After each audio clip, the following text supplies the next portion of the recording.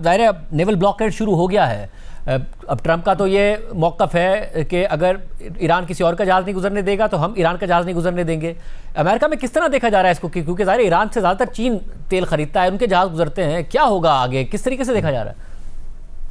देखिए, जो आपने नाकाबंदी की बात की है जो यूएस ने कल अनाउंस किया है, ये एक अभी के लिए तो थियोरेटिकल एक्सरसाइज है, क्योंकि जो वेसल हैं, जो जहाज़ हैं ऑयल के, जो ईरान के पोर्ट से जा रहे हैं, आई थिंक वो काफ़ी हद तक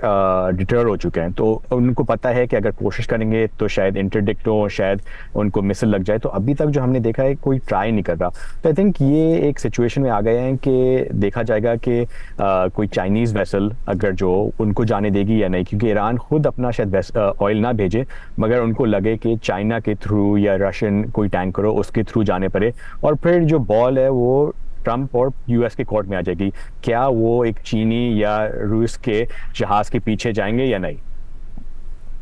और कामरान, आप किस तरह देख रहे हैं कि 21 अप्रैल तक ये उम्मीद है अभी भी इस्लामाबाद में पाई जाती है कि एक और मुज़ाकरात का दौर हो जाए, बात यहाँ तक ना चली जाए कि चीन भी इस जंग में इन्वॉल्व हो जाए? बिल्कुल, I think more than a hope, और बिल्कुल रिन्यूड एफर्ट्स हो रही हैं इस वक्त मल्टीपल फ्रंट्स के ऊपर, क्योंकि बड़ी खबर तो जैसे यही नेवल ब्लॉकेड की आ रही है और ईरान की तरफ से रिटेलिएशन की धमकी है। मेरे ख्याल में जो उससे बड़ी स्टोरी है समवेयर एल्स डेवलप हो रही है, और इस वक्त पाकिस्तान समेत जो रीजन के बाकी ममालिक हैं सर तोड़ कोशिश कर रहे हैं कि जो इस्लामाबाद में मुज़ाकरात हुए थे, ऑलमोस्ट एक फ्रेमवर्क के ऊपर एग्रीमेंट होते होते रह गया था, और उसको रिवाइव किया जाए। आज प्राइम मिनिस्टर ने भी इसी तरह का स्टेटमेंट दिया कि कुछ रुकावटें हैं उनको दूर करने की कोशिश की जा रही है। और मेरी तो इतला है कि जिस तरह पाकिस्तान के वज़ीर ख़ारजा ने पिछले 24 घंटों के दौरान सऊदी अरब, इजिप्ट, तुर्की के वज़ीर ख़ारजा से बात की है, और जो मुझे ज़राए ने बताया है कि इसी हफ्ते इन तीनों ममालिक का जो सीनियर डेलीगेशन है वो पाकिस्तान आ रहे हैं, और इसी हवाले से आ रहे हैं कि जो इस वक्त डिप्लोमेटिक एफर्ट्स हो रही हैं, क्योंकि लॉट इज एट स्टेक। सो जो की वर्ड है यहाँ पर इस्लामाबाद में जो लोग रेलेवेंट हैं कि डिप्लोमेसी जो है अभी भी कायम है, स्टेलमेट जरूर है, लेकिन diplomacy is not dead yet. और इस के अमेरिका में भी इस उम्मीद का इजहार किया जा रहा है सहाफ़ती हलकों में, मीडिया में, या फिर आपके ज़राए बता रहे हो कि अभी भी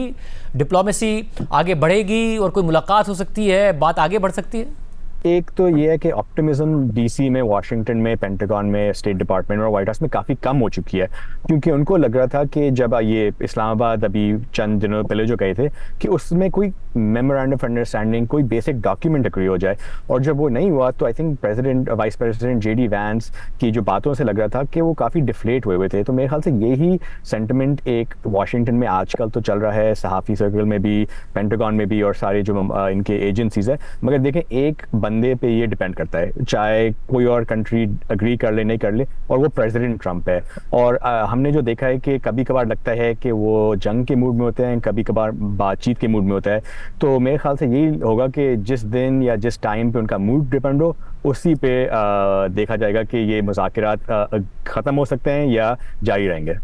और कामरान, ये बताइएगा कि ज़रा अब्बास अराग़ची ने तो कहा कि MOU तक बात पहुंच गई थी। ये तो यानी कि इतनी बड़ी डेवलपमेंट होती कि दो ममालिक कोई 4 दहाइयों बाद एक दूसरे के सामने बैठे और एक मीटिंग में इस्लामाबाद में इतनी बड़ी डेवलपमेंट हो जाती, मगर वो ज़ाहिर अमेरिका पर रिस्पॉन्सिबिलिटी डाल रहे हैं, अमेरिका ईरान पर रिस्पॉन्सिबिलिटी डाल रहा है। क्या बताते हैं ज़रा, क्या मामला हुआ? देखिए, जाहिर है दोनों तरफ का एक क्लेम और काउंटर क्लेम है। जो मेरे पास मालूमात है, जाहिर है कि बहुत मुश्किल से ये मालूमात इकट्ठा करना, 2 दिन मैं इस पे काम करता रहा। तो जब बताया जा रहा है कि मुज़ाकरात का आगाज हुआ तो जो ईरान की साइड थी वो जरा ज्यादा रिजिड थी, उन्होंने इतनी लचक नहीं दिखाई। लेकिन जैसे जैसे मुज़ाकरात आगे बढ़े तो जो ईरान के रवैये में थोड़ी तब्दीली आई, वो थोड़े ज्यादा फ्लेक्सिबल नजर आए। और इनिशियली जो बताया जा रहा है कि अमेरिका की तरफ से फ्लेक्सिबिलिटी शो की गई, लेकिन जैसे ही मामलात जो हैं, जैसे ईरान के वज़ीर ख़ारजा ने भी कहा कि MOU की तरफ जा रही थी, तो वहां पर जो ज़राए ने बताया कि अमेरिका ने अपना जो स्टांस है वो हार्डन कर लिया। और जेडी वैंस ने जो जिक्र किया न्यूक्लियर प्रोग्राम से मुतालिक, वो फर्म गारंटीज देने के लिए जो ईरानी हुकाम थे वो तैयार नहीं थे, और अमेरिकी मीडिया भी रिपोर्ट कर रहा है, और यहाँ पर भी जो रेलेवेंट लोग हैं उसकी तस्दीक भी कर रहे हैं कि शायद वो एक नुक्ता था बड़ा अहम, और उसमें बुनियादी तौर पर जो अमेरिका है वो एक ब्लैंकेट एश्योरेंस चाह रहा था। एक तो जो ऑलरेडी इनरिच यूरेनियम है